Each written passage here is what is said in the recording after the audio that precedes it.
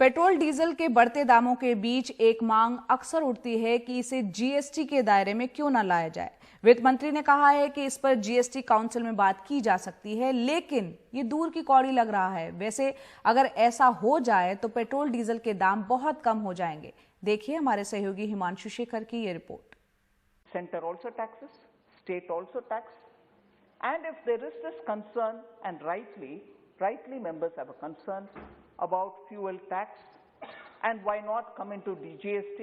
I would honestly think, based on today's discussion, many of the states would be watching this, and in the next GST Council, if that discussion comes up, I'll be glad to have it on the agenda and discuss it.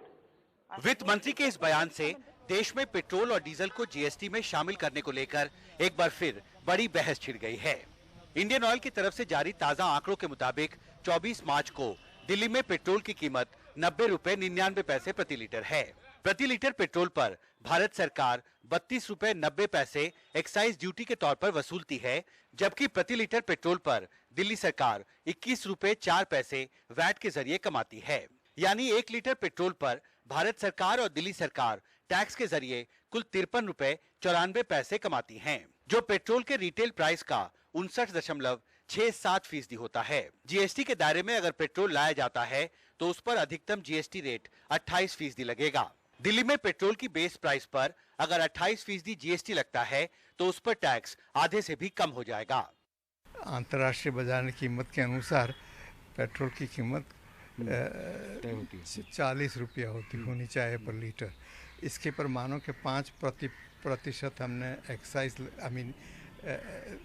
Import duty लगाई तो इसका 42 रुपया हो जाएगा, और इसके पर हमने 30% भी जीएसटी लगाया तो इसके पर इसका 12 रुपया बढ़ जाएगा ज़्यादा से ज़्यादा। आप ये बहुत महत्वपूर्ण बात कर रहे हैं। आप ये कह रहे हैं कि अगर जीएसटी के if this is properly done तो जीएसटी के हिसाब से पेट्रोल की कीमत आजकल 50-60 रुपये के नीचे होनी चाहिए पर लीटर, ज़्यादा से ज़्यादा। तो इससे सर्टनली कंज्यूमर्स को तो बड़ी राहत मिलेगी। लेकिन सवाल है कि पेट्रोल डीजल में खासी कमाई करने वाली राज्य सरकारें ये प्रस्ताव मानेंगी? पेट्रोल डीजल को जीएसटी में डाल दिया जाए। श्रीमती महोदय में चूंकि खुद बीजेपी के सांसद वित्त मंत्री के इस सुझाव के खिलाफ बयान दे रहे हैं। अगर पेट्रोल डीजल को जीएसटी में डाल दिया गया तो राज्यों को 2 लाख करोड़ से ज्यादा का जो नुकसान होगा उसकी भरपाई कहां से होगी?